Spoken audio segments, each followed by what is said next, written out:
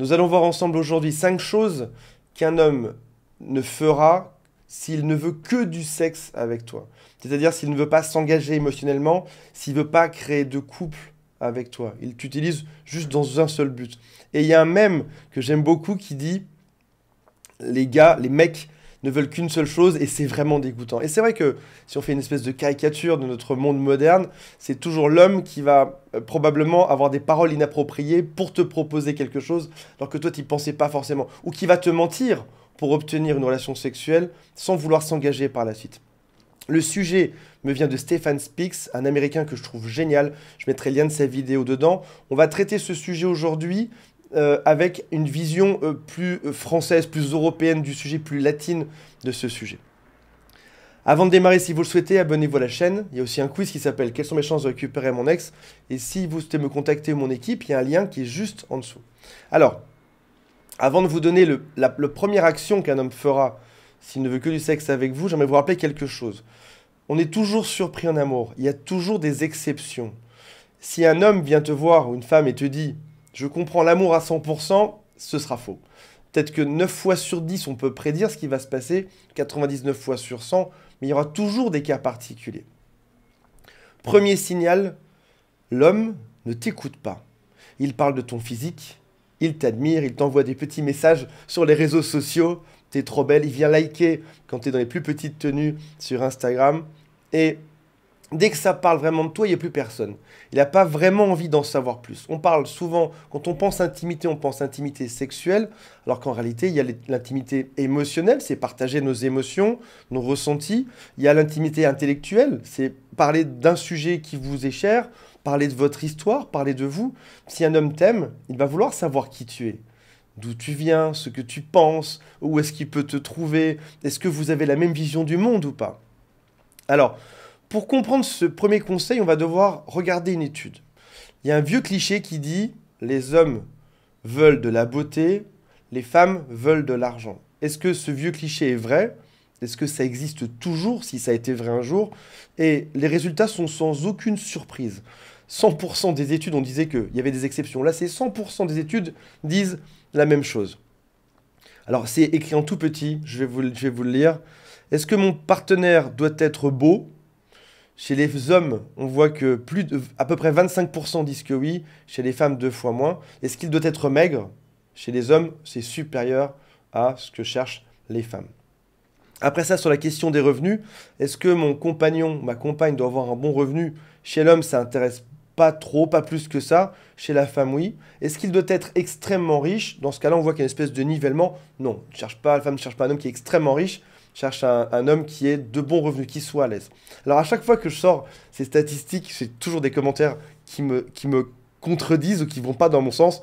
Allez voir les études, regardez si ça vous tente, ou critiquez, qu'importe. Ce sont des vieux clichés, mais si tu veux comprendre la société, il faut comprendre que oui, ça existe toujours. Ça existe toujours. Pourquoi une femme se maquille et pas un homme? Probablement parce que la beauté compte un peu plus pour la femme que pour l'homme. Je ne dis pas qu'il n'y a pas une espèce de nivellement qui fait que c'est un peu moins le cas aujourd'hui, mais ça existe toujours. Comprenons de là où on vient pour savoir là où on va. Et ça ira mieux. Au temps des grottes, l'homme devait partir, ramener à manger, la femme devait utiliser la caverne. Donc aujourd'hui, on est toujours un peu là-dedans, dans ces vieux schémas. On cherche une femme qui a un bon capital génétique pour être fertile et mettre au monde l'enfant, l'homme avoir des ressources pour maximiser la survie des enfants. Donc, maintenant qu'on connaît ces études et ces statistiques, il te flatte sur ton physique. C'est une bonne chose. Il t'envoie un message, il te dit « tu m'intéresses, c'est humain, c'est masculin, faut pas le rejeter, c'est chouette ». Et c'est probablement, statistiquement en tout cas, pas tous les hommes, pas tous, vraiment pas tous, mais statistiquement, une majorité d'hommes cherchent ça. Il veut aussi peut-être pas tomber dans ce qui s'appelle la friend zone, être juste un ami pour toi. Donc peut-être qu'il va te faire des compliments et peut-être même faire quelques allusions sexuelles dessus pour que tu comprennes bien que c'est pas juste un ami ou c'est pas juste un inconnu, il en veut un peu plus. Ça, c'est normal. Pourquoi pas? Maintenant, si jamais tu lui parles d'autre chose que de ton physique et que l'autre ne t'écoute pas, on arrive dans autre chose. On arrive dans quelque chose qui est anormal. Un autre point, cet homme n'a pas beaucoup de conversations. C'est possible après tout. Beaucoup de femmes que j'ai en coaching me disent, on s'ennuie, il a rien à raconter, il n'est pas intéressant, il n'est pas drôle. Ça arrive. Beaucoup d'hommes n'ont pas de conversation ou sont pas très forts pour parler. Je crois que mon père me parle quand il me demande du sel à table. Quand j'étais jeune, et quand on s'appelle au téléphone, chaque fois je montre ça aux gens, je dis regardez ça, j'ai eu un appel de 12 secondes, 12 secondes en un mois, on s'appelle une fois et c'est 12 secondes, avec ma mère, ça peut durer des heures. Certains hommes sont pas très calés dans le fait de parler, c'est possible.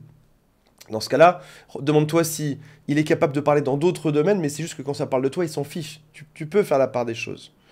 Maintenant, attention à quelque chose aussi, c'est que je sais que certaines femmes aiment beaucoup qu'on les flatte, ce qui est normal. On est dans un monde qui est assez narcissique aujourd'hui, quand on regarde les réseaux sociaux, notre comportement en société fait qu'on aime être flatté. C'est même bon pour notre propre ego au passage. Mais parfois, si tu acceptes les flatteries d'un homme, ça peut aussi envoyer le mauvais signal. Ça peut lui envoyer le signal que la lumière est au vert et qu'il peut venir te proposer plus.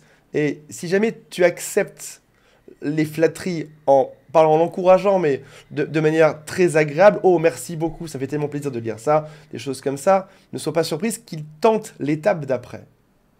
Parce qu'on arrive au deuxième point qui est extrêmement lié à ça. Déjà que je vais avoir du mal sur ma phrase d'avant où je dis que les hommes cherchent la beauté et les femmes cherchent l'argent, ce sera encore pire dans les commentaires aujourd'hui. Les hommes et les femmes ne peuvent pas être juste amis. Alors, est-ce que c'est un vieux cliché ou est-ce que ça existe?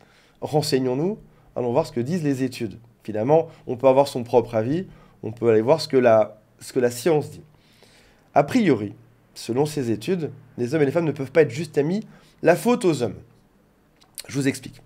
On cohabite entre hommes et femmes partout, au travail, dans les soirées, dans les bars, dans les cercles d'amis, frères, sœurs, partout. Hommes et femmes sont partout dans la société, aux mêmes endroits. Et donc on pourrait se dire que l'amitié entre hommes et femmes est quelque chose de courant. Sauf qu'en réalité, si je cite cette étude d'Harvard, il s'agirait souvent plutôt d'une danse sociale élaborée, pour cacher un bouillonnement de sentiments internes qui n'attendrait qu'une seule chose, c'est qu'il y a un moment opportun pour bondir l'un sur l'autre. Voici une des expériences, il y en a beaucoup. Alors c'est marrant parce que tu penses qu'à Harvard, ils sont sur des sujets qui sont très sur l'écologie, la planète, etc. Non, ce qui les intéresse, c'est savoir si les hommes veulent sauter sur les femmes ou l'inverse. C'est ça qui les intéresse, avec en plus beaucoup de monde impliqué dans chacune de ces études. Une étude à 82 couples dans un laboratoire à Harvard. Une autre étude, il y en a tellement que je ne vous cite même pas les références. Tapez ça dans Google, vous allez vous surprendre par le nombre de résultats. Notre étude, 249 personnes dans des groupes d'amis interrogés sur ce qu'ils pensent les uns des autres. Je vous cite l'une des conclusions de l'une de ces études. Elles se ressemblent toutes au final. Les résultats donc de la première expérience sur les 82 couples à Harvard suggèrent une grande différence dans la façon dont les hommes et les femmes vivent l'amitié lorsque c'est de sexe opposé. Les hommes sont beaucoup plus attirés par leurs amies femmes que l'inverse. Et surtout, c'est là qu'on arrive au problème. Les hommes pensent que leurs amis de sexe opposé étaient attirés par eux également. Ce qui était clairement faux dans une majorité de cas. Ce qui signifie que l'homme suppose que toute attirance romantique qu'il éprouve, dans sa tête ou dans son cœur, est similaire.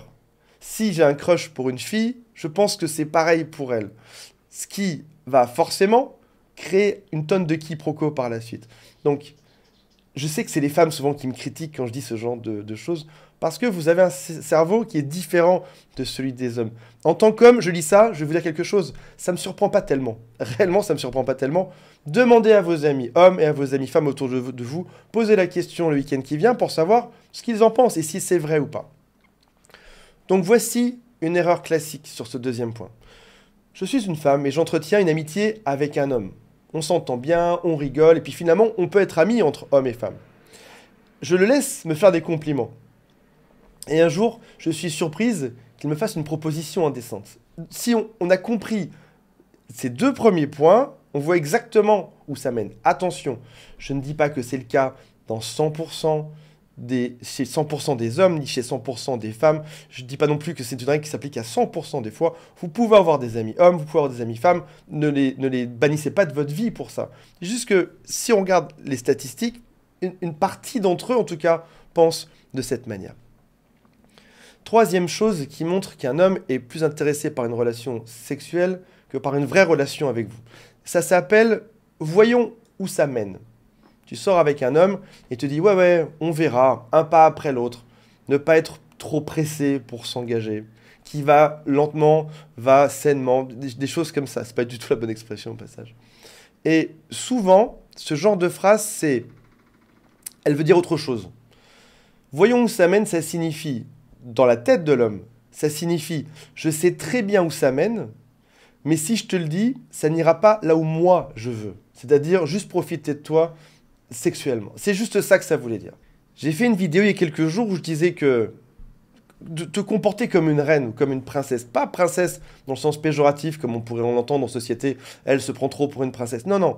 Comporte-toi comme une reine, comme une femme qui cherche un prince qui est motivé dès le début. Se mettre en couple, c'est dur. Rester en couple, faire des sacrifices, se comprendre, travailler ensemble pour que ça se passe bien, c'est encore plus dur. Si déjà le mec, à la première porte d'entrée, te dit « Voyons où ça mène, on verra », c'est qu'il ne sera pas extrêmement motivé pour bosser le reste, la partie cachée de l'iceberg, qui est encore plus compliquée. Et surtout, tu n'as pas envie d'espérer pendant des années que ça change. Et écoute, j'ai souvent ces profils en coaching, réellement. Des femmes qui m'appellent et qui me disent, voilà, ça faisait 2 ans qu'on était ensemble. Alors c'est vrai qu'on se voyait peu, mais il me disait que ça allait changer, qu'il avait besoin de temps pour se préparer, pour être sûr. En réalité, non, il avait juste 5 copines en même temps. Il voyait très bien où ça menait.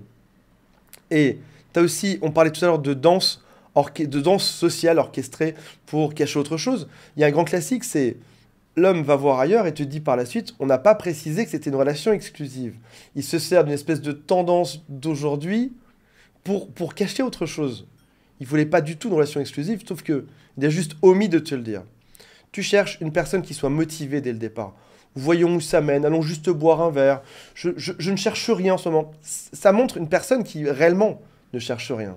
C'est pas en ce moment, c'est je ne cherche rien de manière générale. 4e point qui est très significatif. Vous ne vous voyez que chez toi ou que chez lui. Et il a plein d'excuses par rapport à ça. Il n'aime pas sortir. Il est fatigué. Il a eu beaucoup de travail. Il vient juste de faire des courses. Donc pourquoi sortir alors que tout est prêt? Il va te cuisiner un plat. Ou alors, tu as tes règles et du coup, il ne peut pas être disponible. C'est encore un peu autre chose. Et au final, tu réalises que quand vous vous voyez, c'est juste pour ça. C'est juste pour avoir des relations intimes. Voyons le pour et le contre là-dedans pour être bien sûr qu'on ne se trompe pas. Qu'un homme soit casanier, ok. Comme je peux l'être, comme beaucoup d'hommes le sont. Vraiment, ok, ça arrive. Maintenant, s'il refuse de sortir à l'extérieur à chaque fois que tu lui proposes, dans ce cas-là, il y a un problème. Dans ce cas-là, c'est pas ok. Parce qu'il ne veut te voir que pour ça. C'est un drapeau rouge, c'est un red flag qui est majeur. Et tu peux te poser des questions. Pourquoi est-ce qu'il ne veut pas qu'on s'affiche à l'extérieur? Est-ce qu'il est déjà en couple? Est-ce qu'il a honte de me montrer?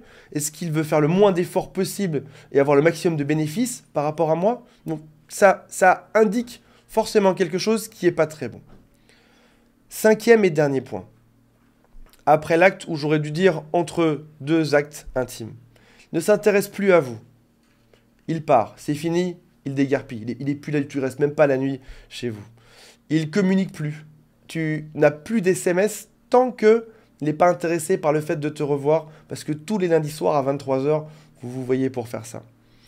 Et de manière récurrente, il ne s'intéresse plus du tout à toi, hormis le fait que vous puissiez vous voir pour avoir une relation intime.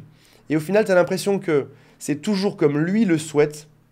Et si c'est toujours comme lui le souhaite, qu'il ne fait jamais de compromis, ça signifie qu'il fait peu d'efforts pour t'inclure dans sa propre vie. Et j'ai beaucoup de femmes qui restent longtemps dans des relations, je dirais pas toxiques, mais des relations qui n'avaient pas de lendemain. Ça peut être des relations comme tout à l'heure, 1 an et demi, puis je découvre qu'il a 5 copines à côté. C'est des relations qui peuvent être longues dans le temps, qui sont pas très intenses dans la manière de se voir, avec toujours cette espèce d'espoir que ça change. Parce que l'homme, on parlait de la danse sociale, l'homme va être très malin pour maquiller la chose. Il y aura toujours une bonne excuse. Il va peut-être même en faire 10 fois plus pendant le rendez-vous, pour que tu te sentes 10 fois plus spécial. Sauf qu'en fait, il intensifie le rendez-vous pour optimiser, mais après, tu n'as absolument plus rien. Mais quand tu le revois, c'est à chaque fois aussi intense. Bien sûr, pour te voir moins et que pour une relation intime, il doit en donner 10 fois plus au moment où il te voit. C'est ce qui donne cette impression que ce mec est génial. En réalité, non. Il a juste un masque. Il est juste en train de faire une performance d'acteur. Il te dit exactement ce que tu veux entendre au moment où il te voit. Des femmes me disent, mais je ne retrouverai jamais quelqu'un d'aussi génial. C'est normal, c'est parce que c'est pas vraiment lui que tu vois. Le temps d'un soir, tu vois juste un acteur qui te dit exactement ce que tu veux pour obtenir exactement ce qu'il souhaite. Il va aussi te dire parfois que tu es particulière, mais il te dit quelque chose qui ne correspond pas à ses actes. Je suis particulière, mais il me voit peu. Ou il s'implique peu dans notre relation. Ou alors il a toujours des excuses. Un homme amoureux pourra déplacer des montagnes pour toi. Et il va te décrocher la lune. J'adore ces expressions parce que c'est vrai. Un homme amoureux voudra tout savoir de toi. Qui tu es, ce que tu fais, ce que tu ressens. Il va t'appeler tout le temps. Il va passer le maximum de temps à tes côtés, même s'il est débordé. Même s'il travaille beaucoup. Même s'il est dans une phase qui est compliquée. Un homme amoureux voudra toujours être près de toi si tu comptes pour lui. Et je sais une chose, c'est qu'il est parfois plus simple de s'accrocher à un espoir, que ça change, plutôt que de voir la réalité. Parce que la réalité peut être triste, c'est se rendre compte que l'autre n'était pas si intéressé que ça, il était juste là pour le sexe, et qu'il n'y avait rien de plus derrière. Alors que l'espoir, c'est de se dire, peut-être qu'il va réaliser à quel point je suis une femme géniale, et il va changer par rapport à ça. Il va enfin comprendre. Il va peut-être dégager ses autres plans dans sa vie pour ne prendre que moi. Ou peut-être qu'il va, à un moment donné, réaliser que si je fais plein d'efforts, on doit vraiment se mettre ensemble ou avoir une relation qui est plus soutenue. Ce qui n'arrive jamais en réalité. Je dis jamais.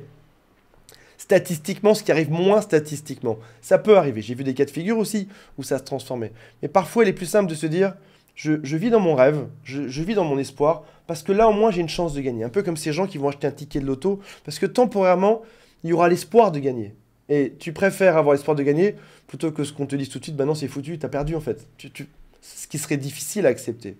Si je te dis, tous les tickets d'auto que tu vas acheter, tu vas tous les perdre, tu vas être triste. Tu auras perdu ce rêve ou cet espoir que ça fonctionne. Et avec cet homme, c'est peut-être pareil aujourd'hui. Il est important de revenir dans la réalité, d'imposer des choses et de faire bouger un petit peu l'équation. Si tu la fais bouger un petit peu, l'autre soit va s'impliquer plus, soit va partir. On en reparlera dans une autre vidéo si ça vous intéresse. J'ai hâte de lire vos commentaires et on se retrouve très prochainement. Salut à tous, bye.